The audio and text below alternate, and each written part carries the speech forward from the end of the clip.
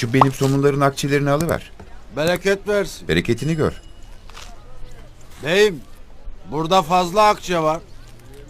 Bu 8 somun akçesi. Oysa sen 4 somun aldın. İyi ya. Askıya benden 4 somun koyuver. Allah hayrını kabul etsin beyim.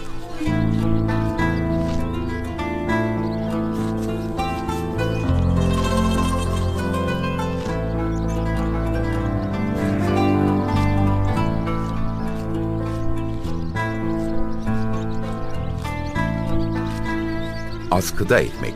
Anlatmakla bitmeyecek Osmanlı'nın güzel adetlerinden bir tanesidir. Bir fırından ekmek alan kimse 2 ekmek parası verip 1 ekmek alırdı.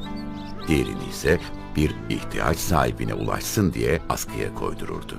Bunu gören ihtiyaç sahibi de gelip askıdaki ekmekle karnını doyururdu.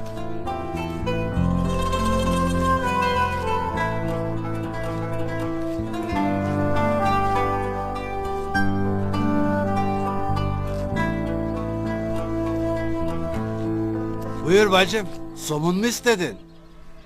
Şey,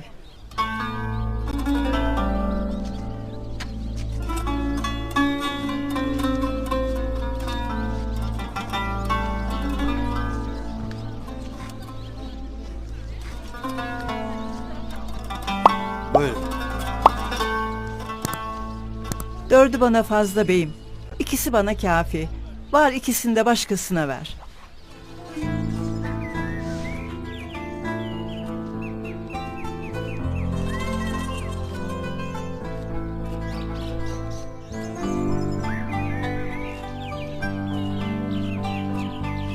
İhtiyaç sahibi kimse de içeri girer, ihtiyacı kadar olan ekmeği alır, ihtiyacından fazlasını aklına dahi getirmeden giderdi.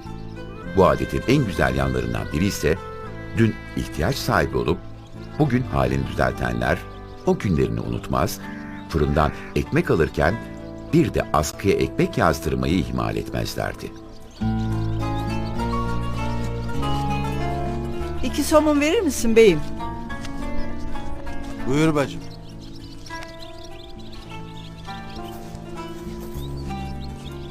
İki somun da askıya koyuverirsin. Allah hayrını kabul etsin bacım.